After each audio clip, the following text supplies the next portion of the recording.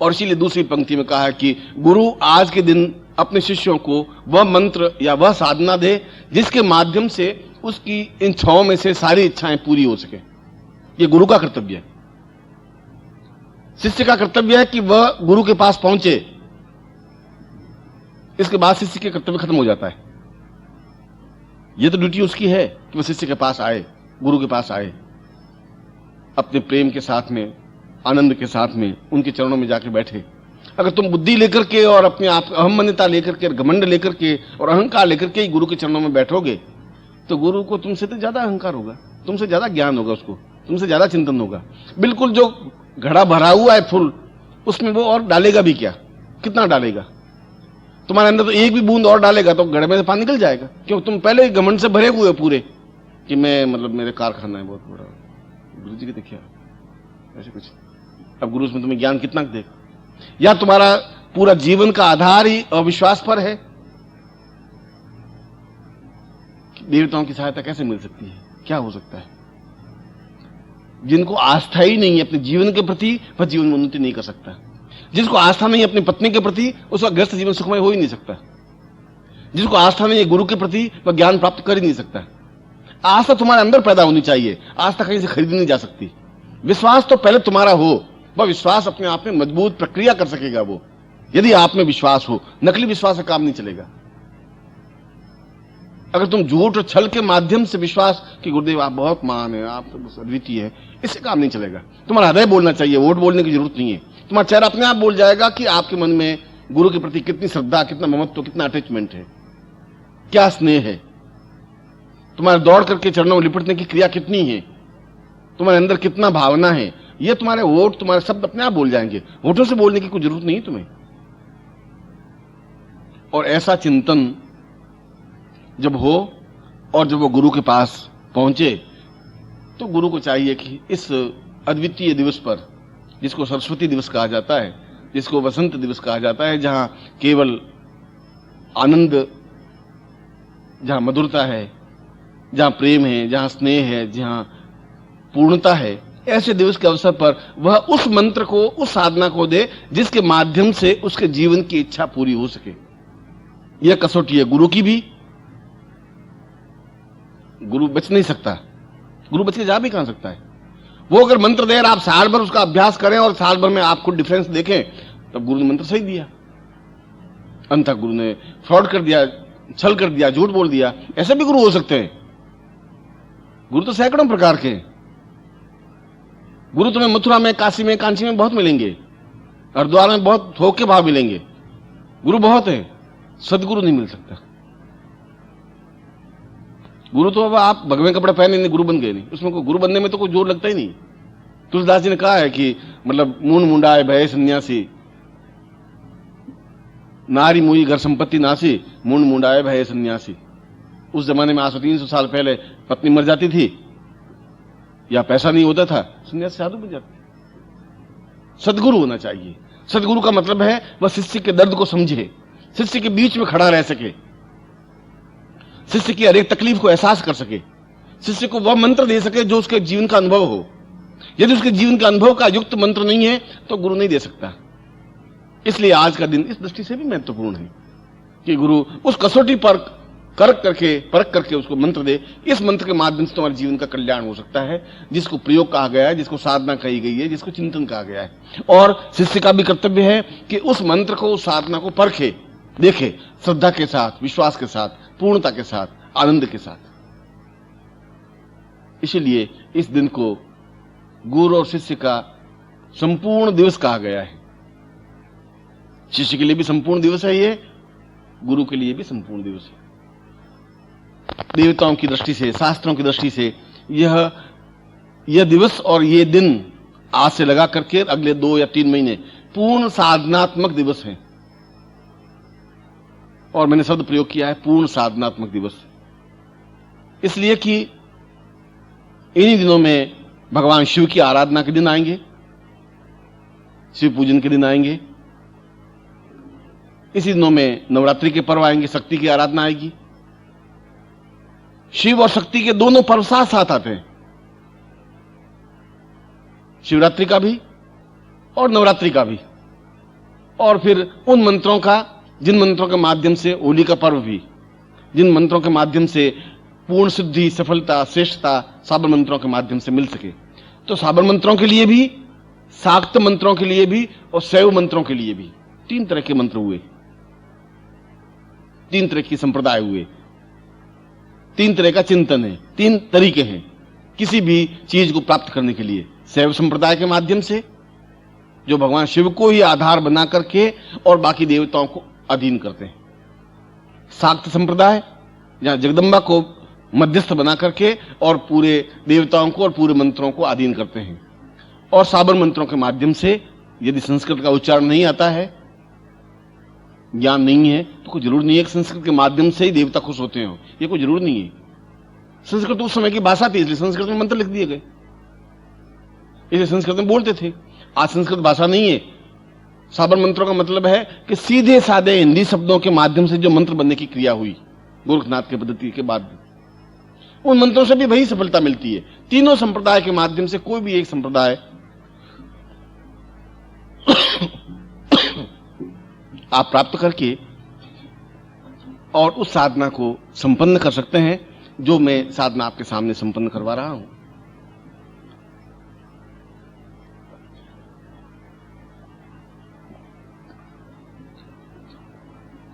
एक ऐसी साधना जो आपके जीवन में तुरंत इफेक्ट दे सके, प्रभाव दे सके।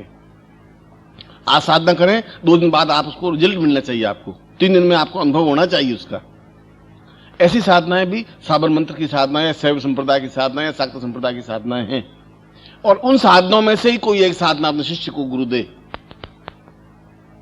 ऐसी दे जिसके माध्यम से उसका कल्याण हो सके, जब उसका आना सार्थक हो सके, उसको जीवन में पूर्णता और सफलता प्राप्त हो सके, उसके जीवन में श्रेष्ठता प्राप्त हो सके। और इसके बावजूद भी इस श्लोक के 30 चरण में कहा है कि क्या जरूरी है कि वो पूरे साल भर तक मंत्र जाप कर सकेगा?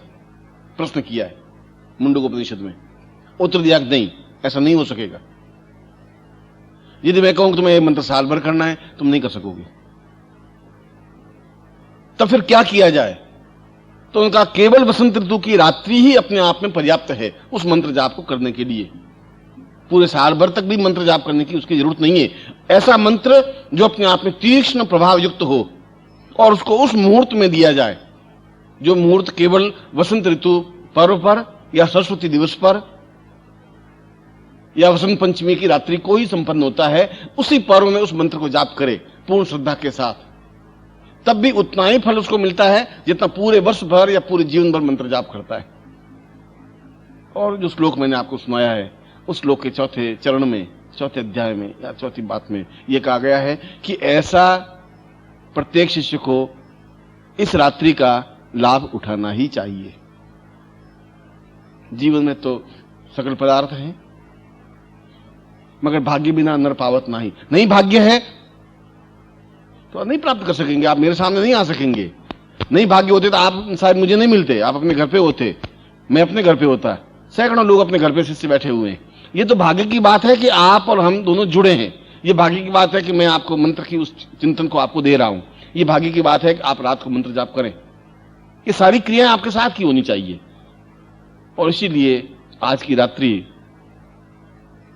आपके लिए भी और मेरे लिए भी और साधकों के लिए भी अत्यधिक महत्वपूर्ण है। तो जल्दी शिवरात्रि पर्व आएगा, क्योंकि कुछ साधनाएं ऐसी होती हैं जिनके लिए शास्त्रों ने जानबूझ करके रात्रि शब्द का प्रयोग किया है। यह तो कई साधना है जिसमें रात्रि शब्द का प्रयोग नहीं किया। मगर शिव के साथ शिवरात्रि कहा गया, उसको नवरात्रि कहा गया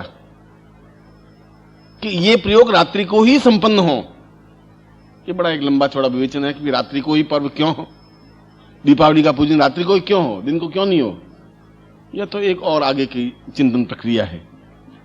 मगर शक्ति संप्रदाय की, जो शाक्त संप्रदाय की जो क्रिया है, और यदि पूर्ण क्रिया के साथ में, क्योंकि ऐसे क्षण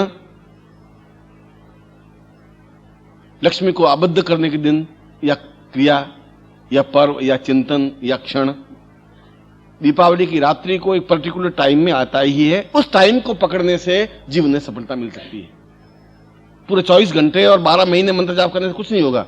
उस पॉइंट को पकड़ लें, उस क्षण को पकड़ लें।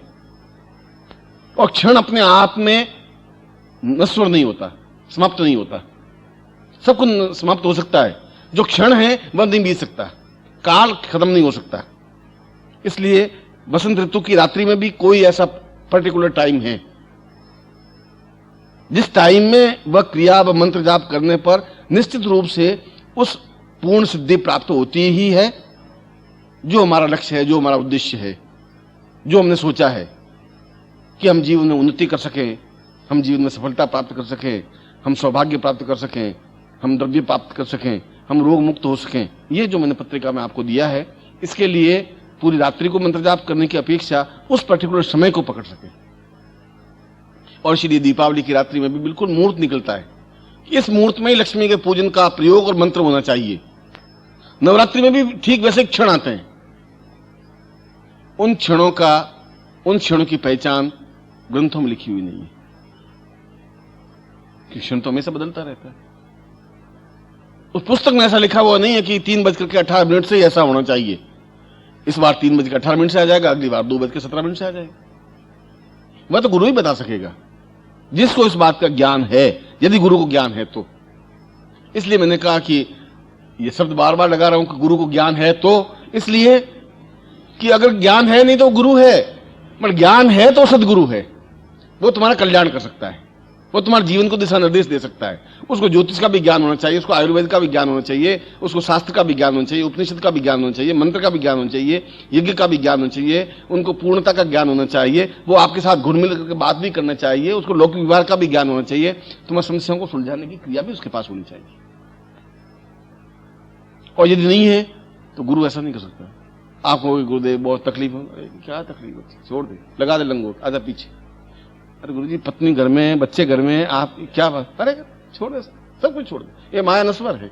गुरु ऐसा कह सकता है, श्री गुरु नहीं कह सकता। वो कहता तुम वहीं डटे रहो जहां हो, पर वहां सफलता प्राप्त करके मेरे पास आओ। नहीं सफलता मिल रही तो मैं तुम्हारे साथ में हूं। उस ग्रस्त को छोड़ने से तुम्हारा जीवन नहीं बन सकता, लंगोट लगाने से जीवन नहीं बन सकता। तुम सन्यासी हो तो एक अद्वितीय सन्यासी बनो, एहसास कर सकें लोग कि तुम सन्यासी हो। अगर तुम ग्रस्त हो तो अपने आप में पूर्ण ग्रस्त बनकर के दिखाइए। ऐसी दोनों क्रियाएं संत के पास होती हैं। संत अपने आप में राजा की तरह जीवन व्यतीत करता है और फकीर की तरह जीवन व्यतीत करता है। संत कर सकता है और कोई नहीं कर सकता। वो मस्ती के साथ रह सकता है, वो उस बात की चिंता नहीं होती। सिकंदर आके खड़ा हुआ है, सिकंदर जब आया भारत को जीतता हुआ तो उसको मन में बड़ा, यूनान से बड़ा माइंड में था कि भारत में क्या देखने की चीजें हैं, कि भारत में एक तो सांप पकड़ करके लोग खड़े होते हैं, उसको देखना, संपेरे यहां प्रसिद्ध थे पहले, और एक संत। तो सिकंदर ने यूनान पूछा अपने गुरु को कि ये संत क्या होता है, ये क्या चीज होती है। उनका तुम यहां नहीं समझ पाओगे, ये तुम भारतवर्ष में जाओगे तो समझ में आएगा कि संत क्या चीज होती है। तो भारतवर्ष में आया और अपने सेनापति को कहा कि मैंने भारत को तो विजय कर लिया, वो तो कोई बात नहीं, अब भारत के हीरे मोती जवाहरात तो लिए, मगर तुम संत को पकड़ के लाओ कहीं से, उसको जरूर देखना है मुझे। उनके महाराज संत ऐसे थोड़ी आएंगे, संत कहां से उठ करके कहां से आएंगे, रख दे, हम सिकंदर हैं, तुम क्या समझ रहे हो हमको, लाओ संत को पकड़ करके ले आओ। और ढूंढे, फकीर तो बहुत बैठे थे, भिखारी तो बहुत बड़ी 500 इकट्ठे करके बैठ जाए तो उसमें तो सेनापति ने कहा मुझे संत ढूंढना है। वो गया जंगल में, एक लेटा हुआ रेत के ऊपर आनंद के साथ। लोगों ने कहा कि वो बहुत पहुंचे हुए संत थे। सेनापति आज होकर खड़ा हुआ, उसने कहा कि आपको सिकंदर बादशाह ने बुलाया। बादशाह क्या चीज होती है सारी, बादशाह क्या है, एक टके कौड़े के आदमी को क्या तूने मेरे सामने कैसे लाके खड़ा कर, क्या है, भाग गया, रेत के ऊपर तो पड़ा है नंगा और भाग। अरे क्या मैं सिकंदर महान का सेनापति, उसने होगा, तुम्हारे जैसे हजारों सेनापति मर गए, जिंदा हो गए सारे, हमारा क्या लेता है। वो सेना आया सिकंदर के पास, महाराज वो तो नहीं आएंगे, आप खुद देखना ही हो तो फिर आप चल करके देख लीजिए। उसने कहा तुमने ढंग से लेके आना था। मैंने कहा साहब ऐसी कोई वस्तु तो है नहीं कि उठा करके ले आए। वो तो डांट डपट करके, आपको कैसे डांट की? महाराज वो आपने देखा नहीं है, आप जाकर के देखें तो मालूम पड़ेगा।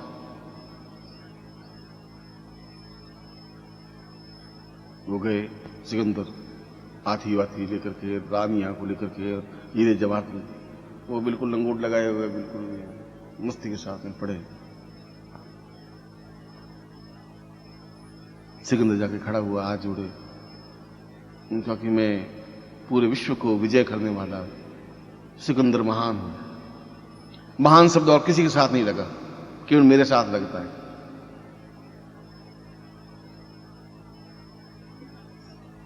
उसने कहा कि तुम कहां से, किस साइड से महान हो, नीचे से या ऊपर से, किस साइड से महान बने? उन्होंने कहा आप बात कैसे करते थे? बात करने की तुम्हें तमीज नहीं है, तुम इधर से खड़े निकल जाओ थोड़ा, ये धूप आ रही है, धूप आने दे मुझे, तो हट, एक तरफ हट जाए। वो बादशाह की तरह रहता है, वो इस बात को चिंता नहीं करता कि सिकंदर महान है, सेल्यूलस है, कि कौन खड़ा है। निष्प्रह जीवन और अपने आप में अद्वितीय जीवन, जो बादशाह की तरह जीवन जी सके, गृहस्थ में भी और संन्यास में भी एक अद्वितीय जीवन जी सके। जो भी हमारा जीवन हो, हम ऐसा कॉमन जीवन नहीं जिए। 1000 लोग हैं, उसमें हम भी 1000 भेड़ में से एक हम भी भेड़ हैं, ऐसा जीवन नहीं बनना चाहिए। हम जो कुछ भी हैं, हम हैं, और हमारा अपना अपनी पर्सनैलिटी, हमारा व्यक्तित्व है। करेंगे एकदम दमखम के साथ करेंगे। अगर मैं करूंगा तो ऐसा करूंगा ही। अगर मंत्र पढ़ूंगा तो फिर जगदंबा को प्रत्यक्ष होना ही पड़ेगा, नहीं तो फिर मेरा ब्राह्मणत्व बेकार है, फिर मैं गुरुत्व बेकार है, फिर मैं गुरु नहीं बन सकता। इतनी क्षमता उसमें होनी चाहिए तो वह गुरु बन सकता है, फिर वो ब्राह्मण बन सकता है। रहे बहुत सरल, ये कोई जरूरी नहीं है कि आप अहंकार से भरे हुए रहें। यह तो एक आंख होती है शिष्य के पास भी गुरु को पहचानने की, नहीं पहचान पाता है। पहचानने की क्षमता होती है तो पहचान पाता है। इसलिए मैंने कहा था कि एक क्षण विशेष होता है, जिस क्षण विशेष को हम अगर पकड़ते हैं, उस क्षण विशेष में मंत्र जाप करते हैं, तो हमारे जीवन की वे सारी इच्छाएं, जो भी आपकी इच्छाएं हो, वे पूर्ण होती ही।